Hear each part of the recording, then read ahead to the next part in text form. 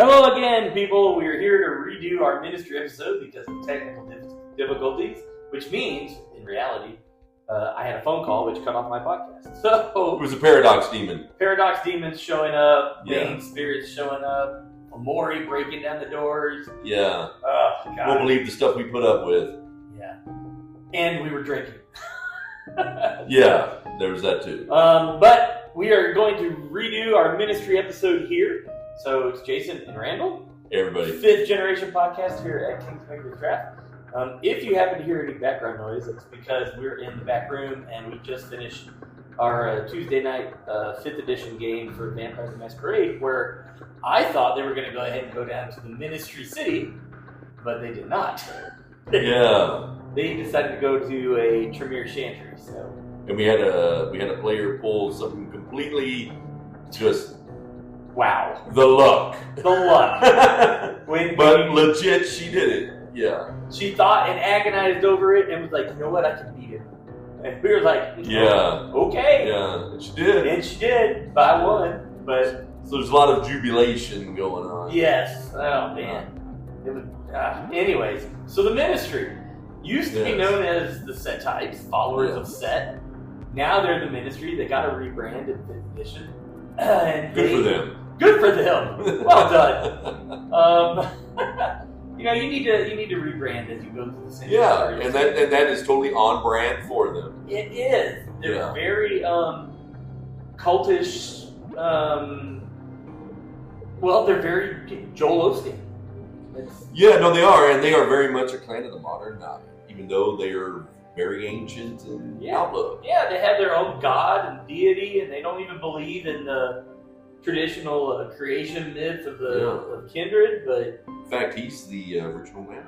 Sutek. Yeah, a god who became a vampire. Right. Because why would you switch? Sure. I don't know. Gods are weird. They are weird. They work in mysterious ways. They do. So I read. Yeah. So the ministry focuses on the betterment, air quotes that I'm doing, of self, and the release of people and kindred from their moral moorings at some point. Well, yeah. I mean, I think that's what a lot of times it kind of breaks down to, at least at surface level. I mean, for me, I think it is a genuine break out of the box that you were raised to be in, and allow yourself to stay in. Right. Break up through to the other side kind of thing. Yeah, I don't think that the actual actions of breaking out are that important. It's more about the end result. Now, if it takes like a road of like wild excess and debauchery or carnage All right. to get there, cool. If it's a state of enlightenment and like self-reflection and things like that, and coming to realization, about yourself, that's fine too. Mine too. But it's because unlike a lot of the other clans who dabble in the religious, spiritual, the ministry are believers. Right, they actually believe it. Yeah. Like even La Sombra, like there may be some La Sombra Oh, believers 100%. Yeah. in Catholicism or Yeah, yeah. Islam. Yeah. Or Hekata. Or Hekata. Yeah. Hekata believers in whatever Hekata believes. But the ministry are different. Like Yeah. they're just honest to God, again air quote, just believers. Yeah. No. And their style of belief is like very put it into Western terms, evangelical. Oh, absolutely. Because I mean, the spirit of Set like lives within you. Mm-hmm. It's like, so God is in you. Yep. And wants you to have these things. I can only think of people like Joel Osteen, Stephen Furtick, and I'm like name dropping pastors that I don't respect. But that's who I think of when I think about ministry in a church setting. Spoiler alert, in Indianapolis there are several ministry temples, and they're kind of run like that. Just Yeah. motivational, Like the big mega churches Yeah. and things like that. Yeah. like they're like let the Toreador have their fashion in their club. We've got God. Well, I mean, I think that that's kind of interesting because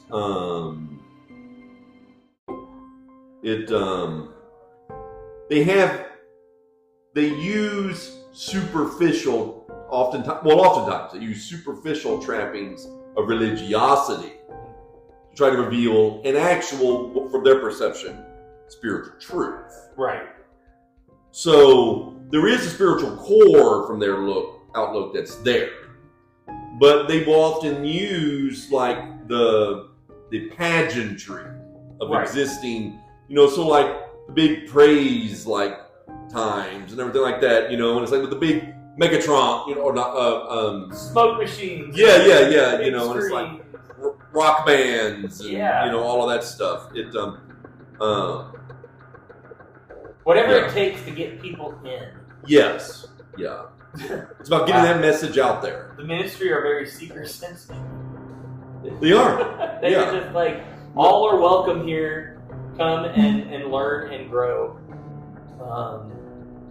And their disciplined kid works for that. They've got presence.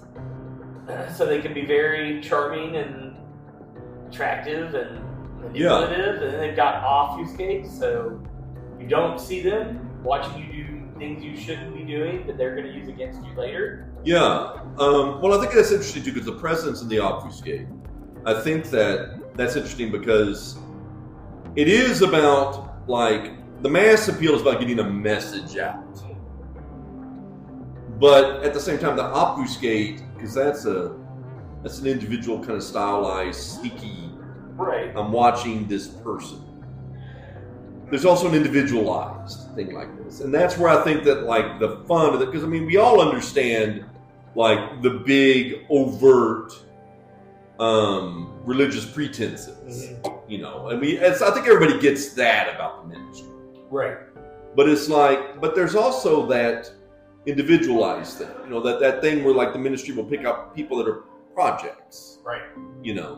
And the way that I often think about it is the ministry is there to throw you a rope. Mm-hmm. You can hang yourself with it or climb to safety. Right. And in Indianapolis, again, spoiler alert, in Indianapolis, the ministry is known for helping people who are falling to the beast come back. Right. They give them structure, they give them a sense of humanity and a sense of belonging. Yeah, no, I mean, it's it's like in a lot of the very like on the surface level like aspects of it and stuff like that. They have they're very like devil on your shoulder. Yeah. But there is a certain aspect of it where they are actually trying to heal you. Mm-hmm. They're one of my favorite clans. They're probably in my top 5. They're a fascinating clan. They're probably in my top 5. I mean, they have Protean, and that's cool. Like, they can do some cool, sneaky stuff with Protean, with, their serpent eyes and tongue of the ass to attack from a distance with Protean. Yeah. That's cool stuff. They change some snakes and things like that. But, just the... Like, obviously we focus on 5th edition, but, like, Dark Ages ministry or followers of Set, as they were Set types, whichever moniker you want to use, they were much more focused on just corruption. And even into the 20th editions, like, ministers embrace people like drug dealers and things like that to help spread corruption in domains. But with 5th edition, the whole shift to the more, like you said, evangelical type people is just really cool and unique. Yeah. The other clans haven't shifted like that, like a whole paradigm. The Tremere have fallen apart, but they're still Tremere. Like, they're still doing their magic and they're like that. Yeah. Banu Akim or the Assamites are still basically assassins. Mm. But the ministry of just whole paradigm shifted into something different. Well, the thing that I've always thought about the ministry, because I mean, like, to me, it's like, I think that all the things that the ministry currently has going on are things that have always been there. But the just overt corrupter was always just sort of like that simplest path, and probably the path that was most practiced by like your average run-of-the-mill, Setite on the street. Right. But the other things because they've always had multiple spiritual angles, and there's always been, I think, like that thing. I think the 5th edition just did a good job of describing it. Yeah. So, like an earlier like podcast we've done on this, we've mentioned clans like Gangrel, who are like very new player friendly, and then clans like Malkavian, who are more advanced. Yeah. The Ministry is like that weird clan that can be very new player friendly. Just go over like, I'm tempted. Yeah. And there's nothing wrong with that. People will have loads of fun with it. It's a great character. Absolutely. And it all good. Or you can do this very deep, spiritual, no, this is a very one-on-one thing. It's like, I'm reaching you. Yeah. And it's like, and I'm giving you these influences, and I'm giving you these options. I'm giving you wisdom in this hand and tempting you in this other one. And it's like, and I will watch you destroy yourself and laugh, or embrace you when you actually find the light. Right. And it's really, I agree with you 100%. They're very dynamic in how you can play them. Yeah. Yeah, it's great. I love the Ministry. Oh, they're brilliant. I hate their clan name. Oh yeah, it's kind of anticlimactic for what they are, right? It's not as bad as La Sombra, but oh yeah. Well, La Sombra really got just. But to be fair, the La Sombra, like their kid is just so kids. So wonderful. It's like, okay, fair. I can't use cell phones. Yeah, they're just freaking cool. Ministries light hurts their eyes more. Like not just sunlight, but like the light in the room that Randall and I are sitting in would bother them. Like, wearing sunglasses. Yeah. The Ministry of John Belushi and Blues Brothers. It's right. Him wearing sunglasses. Yeah, John Belushi. Yeah. Or Crowley in Good Omens. Yeah, or Blade. Yeah, or Blade. Yeah. Wesley Snipes at night with sunglasses. Yeah, it's 3 a.m., bro. Oh gosh! So that's kind of the Ministry in a nutshell. Their current iteration is Evangelical Corruptors. Yeah. But better for it. But better at it than Evangelical Corruptors of today. Yeah, the megachurches speak for themselves. Yeah, I mean, there you go. Yeah. I don't have a megachurch. I don't either. I am not ministry, but if our name minister's listening, I'm open. I'm available. Yeah. Same goes for La Sombras. Yeah. If you're Nosferatu, you just pass. Leave me alone.